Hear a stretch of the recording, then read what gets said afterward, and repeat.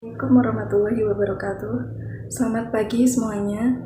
Yang terhormat Ibu Zuliati SE MSI AK selaku dosen pengampu mata kuliah akuntansi keuangan lanjutan.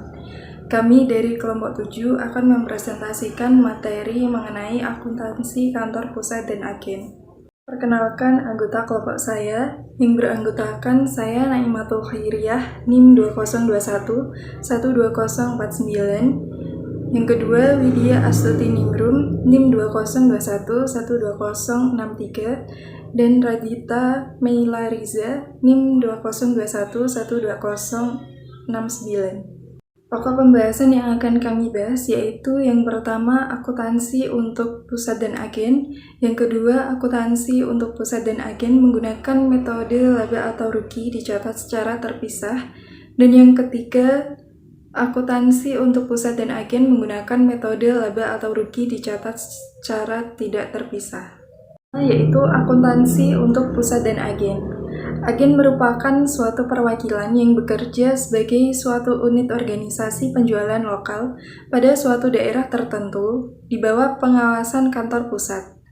Agen tidak mengadakan pencatatan secara komplit, tetapi pada umumnya agen cukup menyelenggarakan buku kas untuk mencatat penerimaan dan pengeluaran kas.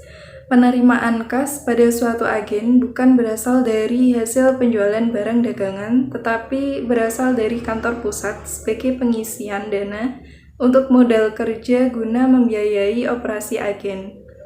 Pengeluaran kas pada suatu agen guna membiayai operasi biasanya dicatat dalam beberapa rangkap dan tebusannya diberikan kepada kantor pusat. Persediaan barang dagangan yang ada pada suatu agen bukan merupakan persediaan barang untuk dijual, tapi hanya berupa sampel atau contoh saja. Apabila terjadi pesanan dari pembeli, pesanan tersebut diterima oleh agen untuk dikirim langsung ke kantor pusat untuk diminta persetujuan. Jika semua syarat sudah terpenuhi, kantor pusat akan langsung mengirimkan barang pesanan tersebut kepada pembeli bersama dengan faktur penjualannya tanpa melalui agen. Mencatat transaksi yang terjadi pada suatu agen digunakan sistem saldo tetap atau impress fund system, yaitu semua transaksi dicatat atas nama kantor pusat sehingga tidak disediakan rekening tersendiri. Hanya saja setiap transaksi yang berhubungan dengan agen diberi tanda atau diberi nama agen yang bersangkutan. Semua transaksi akan dibukukan oleh kantor pusat.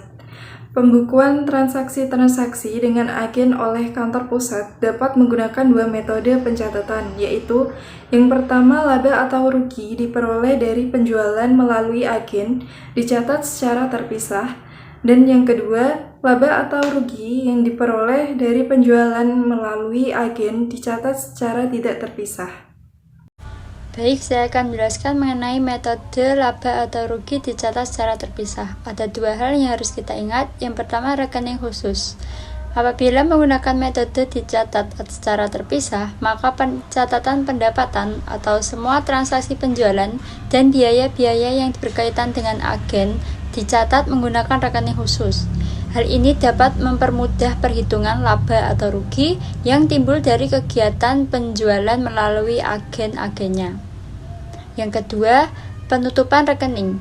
Pada akhir periode, dalam metode laba atau rugi dicatat secara terpisah, rekening pendapatan dan biaya perlu dilakukan penutupan ke rekening laba atau rugi. Agar mudah dipahami, berikut contoh dari metode laba atau rugi dicatat secara terpisah. Sebuah kantor pusat PT Bersama Jaya, Semarang membuka agen penjualan di Kota Kudus. Semua pendapatan dan biaya dicatat secara terpisah oleh kantor pusat. Nah, berikut adalah transaksi yang terjadi selama bulan Mei antara kantor pusat dan agen.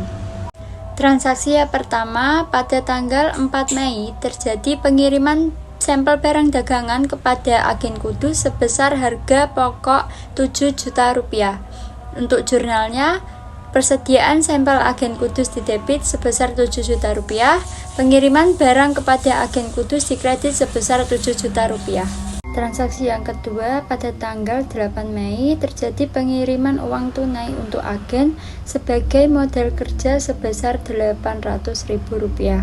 Untuk jurnalnya, modal kerja agen Kudus didebit sebesar Rp800.000, kas dikredit sebesar Rp800.000. Transaksi yang ketiga, pada tanggal 20 Mei terjadi penjualan melalui agen Kudus sebesar harga faktur Rp20 juta, sedang harga pokoknya Rp16 juta. Untuk transaksi yang ketiga terdapat dua pencatatan. Yang pertama mencatat penjualan dan yang kedua mencatat harga pokok penjualan. Jurnalnya, yang pertama, piutang dagang didebit sebesar Rp20 juta, penjualan agen Kudus dikredit sebesar Rp20 juta. Yang kedua, harga pokok penjualan agen Kudus sebesar Rp16 juta didebit, persediaan dikredit sebesar Rp16 juta. Transaksi yang keempat terjadi pada tanggal 25 Mei. Agen Kudus mengeluarkan biaya promosi sebesar Rp280.000 dan biaya penyimpanan sebesar Rp95.000 serta biaya lain-lain sebesar Rp275.000.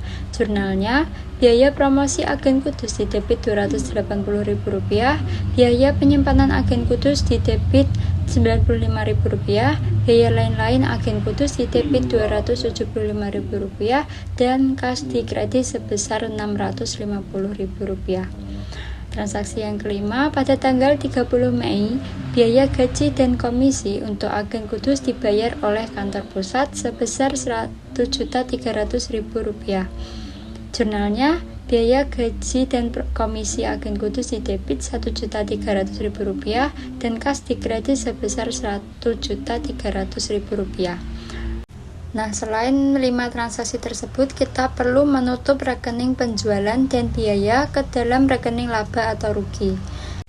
Jurnalnya, penjualan agen Kudus didebit sebesar Rp20 juta, sedangkan kreditnya biaya promosi agen Kudus sebesar Rp280.000, biaya penyimpanan agen Kudus Rp95.000, biaya lain-lain agen Kudus Rp275.000, biaya gaji dan komisi agen Kudus sebesar Rp1.300.000, harga pokok penjualan agen Kudus Rp16 juta, dan laba agen Kudus sebesar Rp2.050.000 yang diperoleh dari selisih penjualan dengan biaya serta HPP agen Kudus.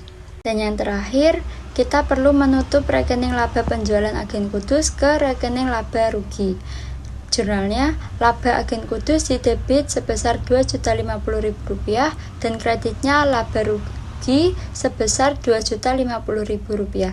Kesimpulannya, dapat kita lihat dalam contoh tersebut, kita dapat menemukan rekening khusus di mana diberi tanda agen Kudus di setiap rekening penjualan dan biaya-biaya yang berkaitan dengan agen Kudus. Dapat kita lihat pula pada akhir periode kantor pusat menutup rekening penjualan dan biaya serta laba yang berkaitan dengan agen Kudus. Metode yang kedua yaitu metode laba atau rugi dicatat secara tidak terpisah. Pada metode ini, kantor pusat tidak membuat rekening khusus untuk mencatat pendapatan dan biaya-biaya yang berhubungan dengan agen. Laba atau rugi yang didapat dari penjualan barang dagangan melalui agen akan dilaporkan tergabung dengan transaksi penjualan melalui kantor pusat sendiri. Akibatnya, semua transaksi penjualan dan biaya yang terjadi melalui agen dicatat dalam rekening pembukuan yang ada seperti halnya transaksi-transaksi yang terjadi di kantor pusat. Nah, di sini saya akan membahas bagaimana pencatatan dengan menggunakan metode laba atau rugi yang dicatat secara tidak terpisah. Pada keterangan tanggal 4 Mei, pengiriman sampel barang dagang kepada agen Kudus sebesar harga pokok yaitu Rp7 juta. Sedangkan untuk jurnalnya sendiri yaitu ada persediaan sampel agen Kudus di debit Rp7 juta, sedangkan di kredit yaitu dengan akun pengiriman barang kepada agen Kudus sebesar Rp7 juta. Selanjutnya, pada tanggal 8 Mei, ada pengiriman uang untuk modal kerja agen Kudus sebesar Rp800.000. Untuk pencatatan jurnalnya yaitu di debit modal kerja agen Kudus sebesar Rp800.000, sedangkan di kas masuk dalam kredit yaitu Rp800.000. Sedangkan untuk tanggal 20 Mei yaitu ada transaksi penjualan melalui agen kudus sebesar harga fakturnya yaitu 20 juta rupiah. Untuk pencatatan di jurnalnya dengan metode laba atau rugi secara tidak terpisah yaitu di debit piutang dagang sebesar 20 juta rupiah, sedangkan untuk kreditnya yaitu penjualan 20 juta rupiah. Nah, selanjutnya pada tanggal 25 Mei terdapat transaksi yaitu mencatat biaya promosi, penyimpanan, dan biaya lain-lain oleh agen kudus.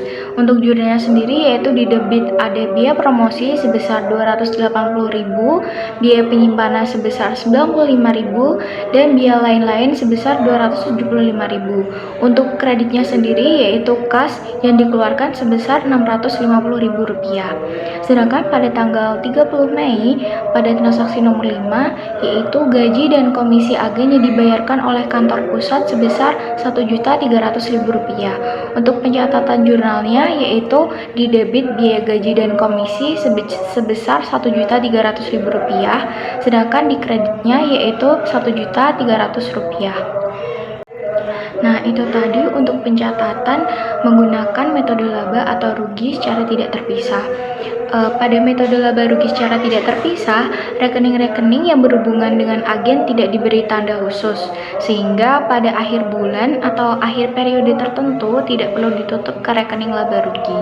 Demikian pula laba atau rugi yang didapatkan tidak akan nampak seperti pada metode sebelumnya. Laba atau rugi akan dihitung bersama dengan laba atau rugi penjualan melalui kantor pusat sendiri. Sekian presentasi dari kelompok 7. Jika ada yang ingin bertanya, silakan ditanyakan melalui kolom komentar. Kami hanya membatasi 3 penanya tercepat. Terima kasih atas perhatiannya. Wassalamualaikum warahmatullahi wabarakatuh.